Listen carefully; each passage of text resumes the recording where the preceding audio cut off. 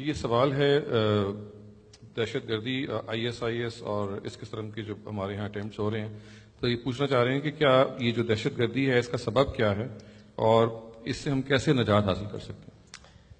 یہ جو دہشت گردی اس وقت مسلمانوں کی طرف سے ہو رہی ہے، اس کا سبب وہ مذہبی فکر اور ریلیجیس تھاٹ ہے جو مسلمانوں کے مدرسوں میں پڑھایا جا رہا ہے، جو ان کی سیاسی تحریکوں میں سکھایا جا رہا ہے۔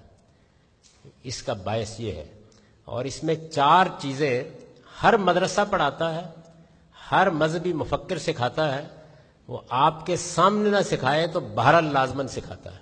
وہ 4 چیزیں کیا ہیں وہ سن لیجئے۔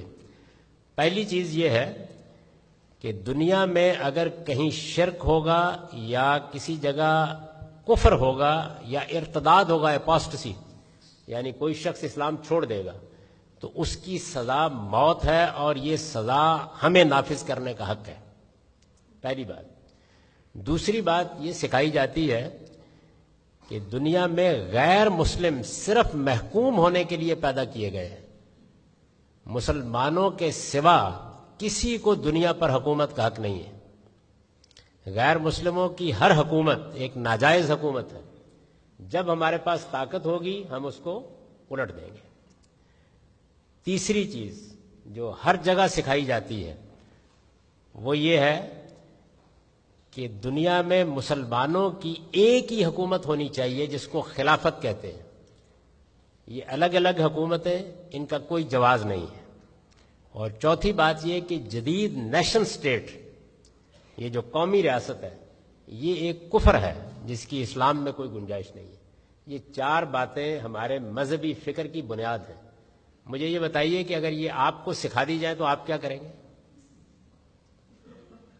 اس وجہ سے میں مسلسل اپنی حکومت سے بھی اور پاکستان کے لوگوں سے بھی کہہ رہا ہوں کہ جب تک آپ اس مذہبی فکر، یہ ایک نیریٹو ہے، اس کے مقابل میں اسلام کا صحیح نیریٹو نہیں پیش کریں گے، یہ لوگ پیدا ہوتے رہیں گے، ایک کے بعد دوسرا، دوسرے کے بعد تیسرا۔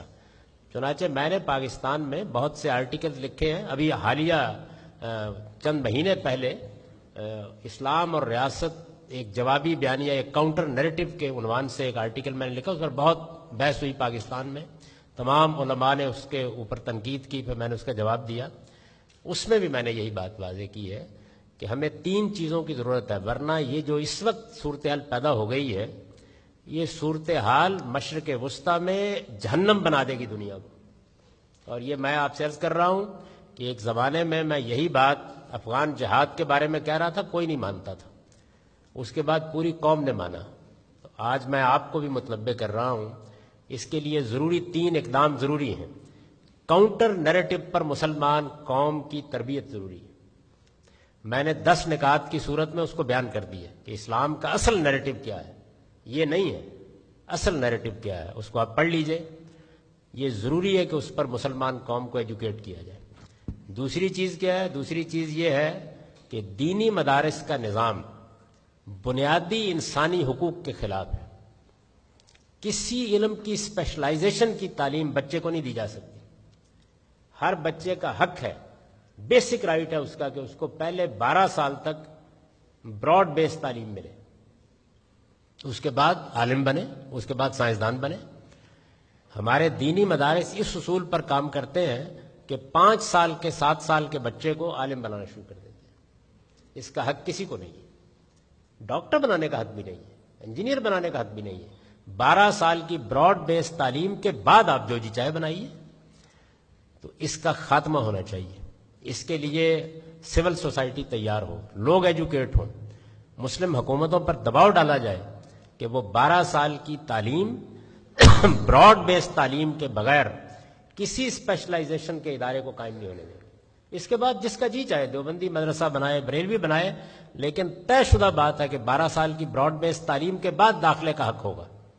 مجھے بتائیے، آپ کسی کو حق دیتے ہیں اس بات کا کہ وہ 5 سال کے بچوں کو ڈاکٹری کی تعلیم دینا شروع کر دیں؟ نہیں دیتے۔ 12 سال کی براڈ بیس تعلیم ہر بچے کا بیسک رائٹ ہے۔